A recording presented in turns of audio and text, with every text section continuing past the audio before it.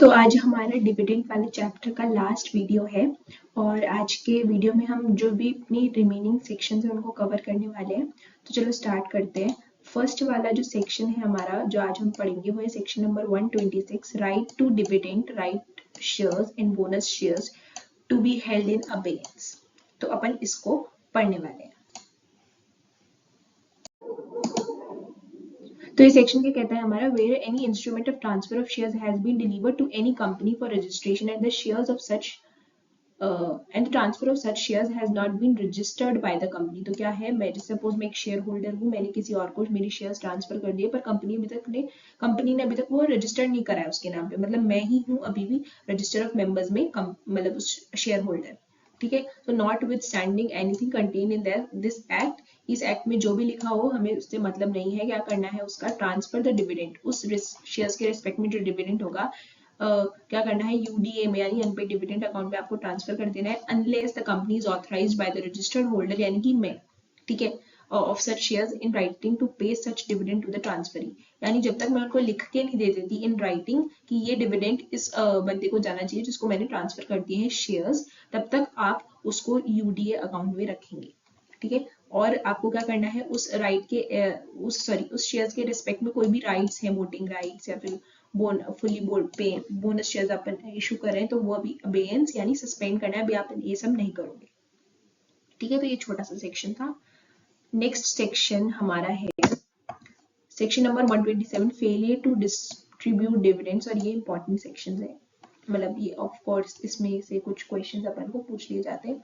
क्या है, dividend declared, अगर आपने डिविडेंड डिक्लेयर कर दिया है but not paid with in 30 days, आपको क्या करना होता है, डिविडेंड को 30 डेज में पे कर देना होता है, अपन ये पहले पढ़ा है। ठीक है, अगर आपने नहीं पे करा है तो आपको पनिशमेंट लग जाएगी। ठीक है, पनिशमेंट क्या है, every director of the company shall if the company party to the default, अगर कंपनी पार्टी है डिफॉल्ट की तो imprisonment maximum 2 years, fine minimum 1000 rupees per day, और कंपनी को क्या देना पड़ेगा, सिंपल इंटरेस्ट देना पड़ेगा at the rate of 18% per annum during the period of for which the default continues. ठीक है, तो ये पेनल्टी आपको याद करनी पड़ेगी। नेक्स्ट ये है इंपॉर्टेंट, इस सेक्शन का ये पार्ट काफी इंपॉर्टेंट है, एक्सेप्शंस। क्या है exceptions, operation of law. Exceptions मतलब इस सेक्शन के रिस्पेक्ट में कि पनिशमेंट कब नहीं लगेगी पनिशमेंट, वो है ये, उसके कुछ एक्सेप्शंस है। ऑपरेशन ऑफ लॉ, भाई लॉ ही आपको कुछ ऐसी चीजें करने को कहता है जिसके कारण आप किसी ना किसी रीजन से नहीं पे कर पाए विद इन 30 डेज, तो उसके रिस्पेक्ट में आपको कोई पनिशमेंट नहीं लगेगी। जैसे आपको कोई एक्ट बोलता है या फिर उसके हिसाब से आपने कुछ अभी पेमेंट नहीं कर पाए विद इन 30 डेज, तो आप क्या करोगे, आपको कोई पनिशमेंट नहीं मिलेगी। ठीक है, नेक्स्ट है where share holder has given directions to the company regarding the payment of the dividend and those directions can not be complied with and the same has been communicated to him. तो मैंने जैसे company को बोला कि मेरे इस bank account में आप डिविडेंड ट्रांसफर करिएगा, मैंने उनको इन्फॉर्मेशन दे दी, पर क्या हुआ कि जो मेरे कंपनी ने ट्रांसफर करने की कोशिश करी पर मेरा जो बैंक अकाउंट है वो अभी काम ही नहीं कर रहा है, यानी मतलब वो बैंक अकाउंट सही नहीं है। ठीक है, तो क्या होगा, कंपनी मुझे कम्युनिकेट कर देगी। ठीक है, तो इस चीज में जरूरी नहीं, मतलब इस चीज में कंपनी को कोई पनिशमेंट भी नहीं आएगी क्योंकि कंपनी ने अपने हिसाब से पूरा दिया है। ये जो शेयर होल्डर की मतलब उसके रिस्पेक्ट में जो है वो मिस्टेक है, तो इसमें कंपनी को कोई भी पनिशमेंट नहीं मिलेगी। Dispute regarding right to receive the dividend, अब दो जनों के बीच में डिविडेंड का डिस्प्यूट चल रहा है कि नहीं मेरे को मिलेगा, तो उसमें फिर कंपनी ने दिया ही नहीं वो डिविडेंड 30 डेज में, तो ये भी इसमें भी पनिशमेंट नहीं मिलेगी। Where the dividend has been lawfully adjusted by the company against any sum due to it from the share holder. जैसे सपोज मैं शेयर होल्डर हूँ और मुझे डिविडेंड मिलना है पर मैंने अपनी जो शेयर्स के कोई कॉल नहीं दिया, ठीक है, कोई कॉल नहीं दिया मैंने, तो वो क्या करेगी, कंपनी उसको उस कॉल से एडजस्ट कर लेगी, तो डिविडेंड उसने इसलिए नहीं दिया, इसलिए इसमें उसमें भी पनिशमेंट अपन को मतलब कंपनी को नहीं लगी।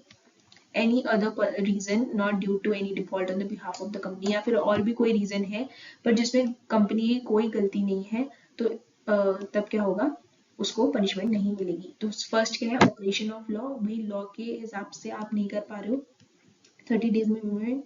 नेक्स्ट है शेयर होल्डर शेयर होल्डर का जो उसने इंफॉर्मेशन दी है या फिर कुछ भी ऐसी चीज हो गई जिससे अपन शेयर होल्डर को पेमेंट नहीं कर पाए और अपन ने उसको कम्युनिकेट कर दिया है, यही सेम चीज।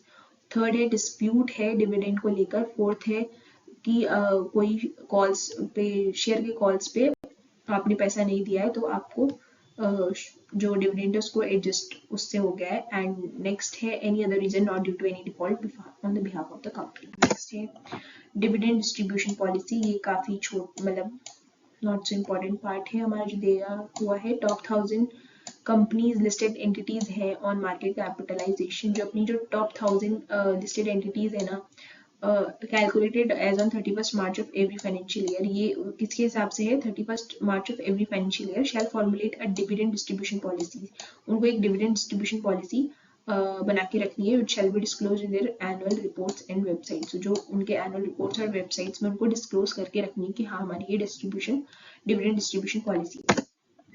उसके कंटेंट्स क्या होंगे, circumstances in which share holders of the listed entities may और मे नॉट एक्सपेक्ट डिविडेंड, कुछ मतलब उसमें कंटेंट्स क्या होंगे कि ये कुछ सर्कमस्टेंसेस हैं, इसमें आप एक्सपेक्ट कर सकते हो कि आपको डिविडेंड नहीं मिलेगा, ठीक है। Financial parameters that shall be considered while declaring dividends, की ये हम फाइनेंशियल पैरामीटर्स कंसीडर करेंगे जब डिविडेंड हम डिक्लेयर करेंगे तब ये होगा, वो कुछ हो सकते हैं उसके हिसाब से ही हम डिविडेंड डिक्लेयर करेंगे। नेक्स्ट है internal and external factors that shall be considered for declaration of dividend, कुछ इंटरनल फैक्टर्स हैं कुछ एक्सटर्नल फैक्टर्स हैं जो हम कंसीडर करेंगे, ठीक है। ये कंपनी बता रही है शेयर होल्डर्स को कि हम ये वाले फैक्टर्स कंसीडर करेंगे और उसके हिसाब से डिविडेंड डिक्लेयर करेंगे। नेक्स्ट है policy as to how the retained earnings shall be utilised, ठीक है, जो भी रिटेन्ड अर्निंग्स है वो कैसे यूटिलाइज होंगी तो ये भी वो बताएंगे। Parameters that shall be adopted with regard to various classes of shares, मतलब जो क्लास होते हैं अलग अलग क्लासेस ऑफ शेयर्स होते हैं तो उनके हिसाब से क्या पैरामीटर्स वो अडॉप्ट करेंगे। लास्ट है provided that if the listed entity, ये प्रोवाइजो है, entity proposes to declare dividend on the basis of parameters other than above, it shall disclose such changes along with the reason for the same in its annual report and on its website। और भी अगर कोई parameter वो decide करते हैं तो वो आपको वो वेबसाइट पे और एनुअल रिपोर्ट में डिस्क्लोज कर। तो इसी के साथ हमारा डिविडेंड का ये पूरा चैप्टर यहीं पे एंड हो जाता है और आप इसको एक साथ प्लेलिस्ट में अच्छे से देख सकते हैं, एक एक वीडियो आप देखना और आपको अच्छे से समझ में आएगा। Thanks for watching.